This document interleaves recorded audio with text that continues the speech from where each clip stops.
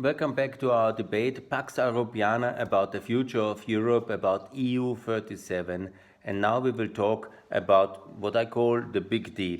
And the big deal and how to really get this done, and how ultimately the destiny of Africa is connected with Eastern Europe. Some will say, what? What is he talking about? He might have been confused. And no, not the celebrations of this very important European week have not confused my mind. No, that's not the case. But I'm talking about a very serious connects between what I call Imperial France, and the destiny of Germany and the countries east of Germany. They are very much connected. And let me go into two examples from recent history, from the history of the European Union, not so recent, which are very much documenting. So the United Europe is ultimately born on the 7th of May of the year 1954, with the terrible defeat of the French in the North Vietnamese battle of Dien Bien Phu against the Vietnamese and against the Chinese ultimately. And this might sound provocative, but someone might say, Europe is born in the Korea War, in the Suez Crisis. No, it's Dien Bien Phu which has made modern Europe possible. Because that defeat ultimately was so decisive for the French imperial system, and that it has been basically shaking the European defense community into oblivion. It allowed then, under American pressure, to have Western German rearmament, made possible NATO invitation, and then on the 6th of May 1955, BRD, Western Germany, could really join NATO, and this NATO security, this kind of common alliance system, has made possible to then go into the Messina Treaty, into the Rome Treaty, and then that was the foundation of the modern European Union. From Schuman we started on the 9th of May 1950, but then the Rome Treaty, and this decisive process of the defeat of France at the hands of the communist Chinese who were helping the North Vietnamese. It was a terrible battle, it was a really terrible thing, you can see many videos about it, It's not so much connected with our discussion here, but it's very much connected with what happened in the year 1955 then with the European Union and with Western Germany. So this is very important. So it's a very connected situation between Vietnam's destiny, France's destiny, China, and the European Union. So some might be surprised.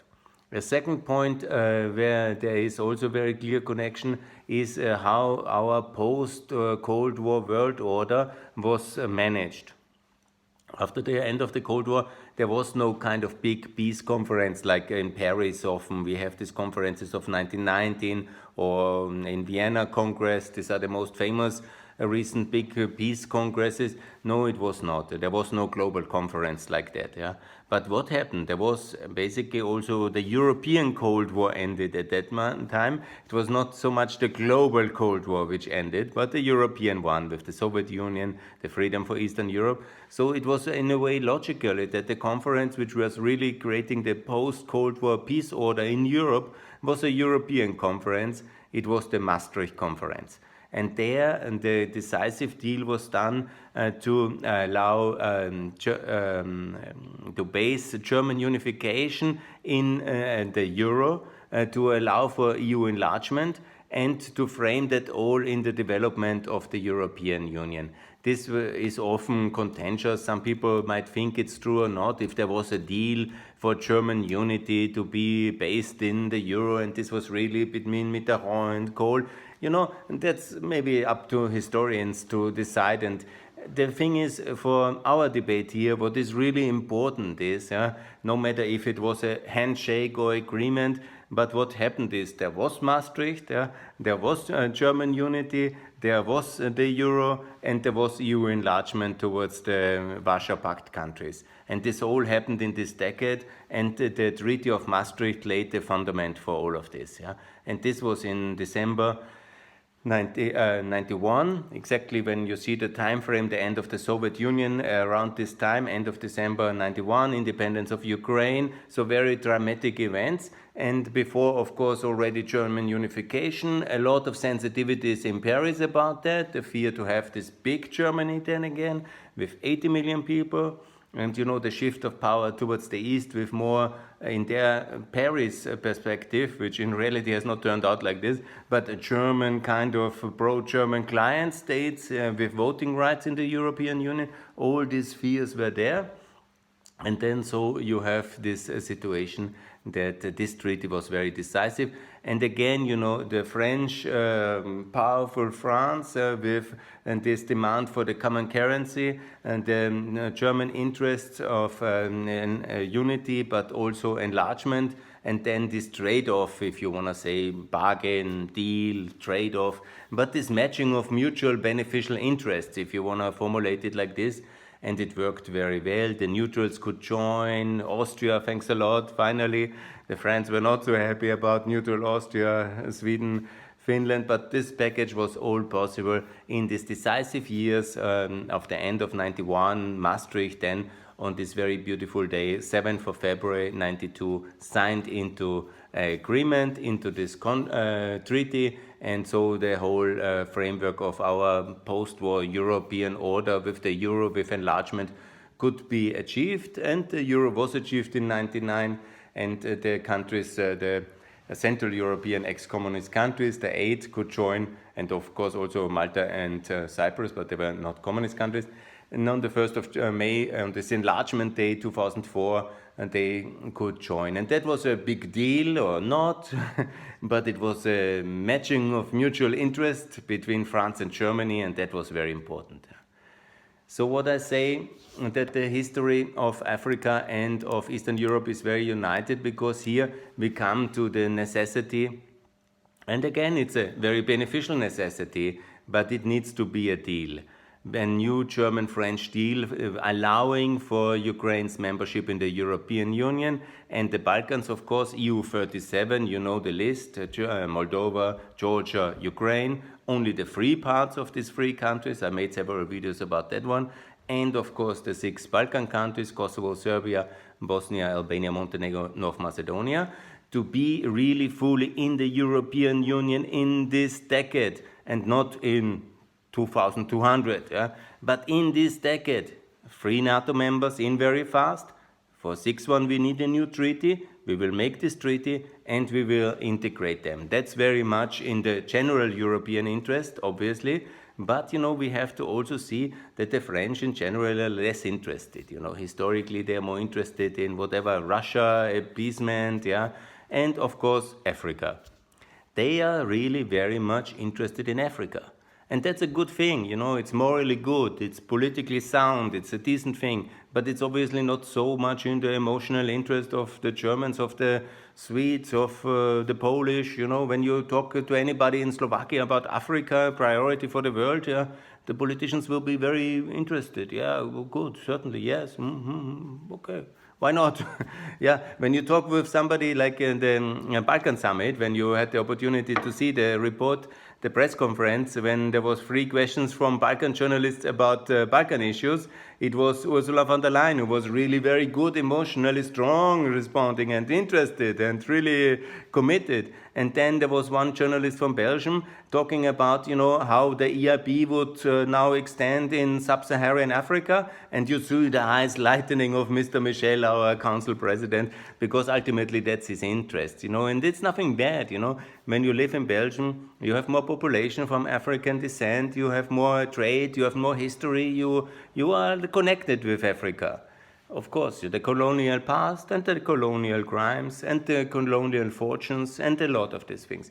And when you're in France, obviously, you know, such a big power with such a history, half of Africa, very strongly connected politically, militarily, economically, with personal relations with Africa. So the question for Africa is at the heart of the French politicians, and they really know these countries. Ask anybody from Finland or from Austria, They know, of course, technically they have learned what the cooperation is, African Union, they have been somewhere times there, that's part of being a politician, that you know these things, but it's not the emotional care, it's not so important. It came a little bit to the forefront because of the refugee crisis over the Mediterranean, but it's not a core concept of the Northern and Central European politicians. So it's logical, there must be a matching of mutually beneficial interests, which is morally good, and it's not a a deal. No, you can call it, I call it like this, because ultimately it's a deal. But, there must be this kind of combination of interests mutually reinforcing, or a deal, doesn't matter. The deal must be Eastern Europe fully in, and then for Africa, obviously what we have, a free trade agreement, the EIB to be active in Africa fully and finance what now the Chinese have done so much, infrastructure, railways, energy projects. Sure, that's what the task of the EIB is, and we have these funding capacities. We are a rich continent. We are united. Let's help Africa to be united. Whatever, let's build infrastructure projects. Let's fund them. Let's do that. Obviously, you know very well, we have also a very strong link via France to Africa. Western Africa, 15 countries are backed to the currency of the euro. It's called CFA franc. That's basically the old franc, which survives over there in 15 countries in Western Africa and Central Africa. That's very good. The French Central Bank is backing that. We can transfer that to the Central Bank of the European Union, to the ECB. It's also totally reasonable to have that. It's nothing bad, where we do something which is not beneficial. It's good for the consumers of Africa. It's good for the consumers of Europe. It's totally sound economics. It's good policy. It will probably also increase the living standards there, reduce migration pressure. That also gives less pressure on the populist right and all this problematic situation. So it's very good policy to help Africa, but we will do that. It's necessary to do it. It's good from the heart as well. But then please, Paris, allow full integration of the Eastern Europeans, because we are the European Union, first of all, and these are the Eastern European countries with their own terrible situation, but we will not appease Russia by giving them to Russia, because historically they were occupied by Russia, We didn't do that with the Polish, we won't do it with the Ukrainians, we will not leave the Albanians outside, We integrated the Greeks, so we integrate the Albanians. And Georgia is as well, similar like Cyprus, a bit far away, but it's a European country. They want to be with us as full members. And in this decade, and that's the deal, we will do what we can. And we will be generous in help, in assistance, in trade, in infrastructure, in funding to Africa. We will take on the imperial obligations, responsibilities, and tasks of France on the European level. With the EIB, with the EZB, France cannot afford such imperial position in Africa. It has the manpower, the competence, but it doesn't have the funding and not the institutions to do it. And France is just a normal 66 million country. We are the European Union of 446. We have together these capacities, and we have the will together to help. Not the grandstanding thing in Iran, China and Russia. That we have to leave the Americans and assist. But on Africa we can really do a lot. Very beneficial. Helping with regulation, helping with development aid, helping with market access, helping in so many different kinds and partnerships, like with the European Union, African Union. Absolutely very good.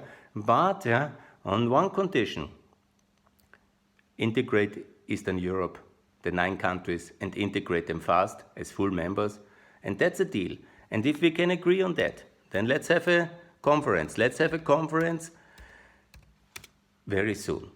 And how we can do it. And this conference I call the Maastricht 2.0, because after the big shock of the end of the Cold War, it was a positive shock obviously, but it was necessary to do Maastricht, so there was a post-war peace order. We have now in 2014 the war in Ukraine, the attack from Russia and all these terrible things. So now we have 2020, 2021 maybe, prepare it. And now we have new government in France and hopefully in America.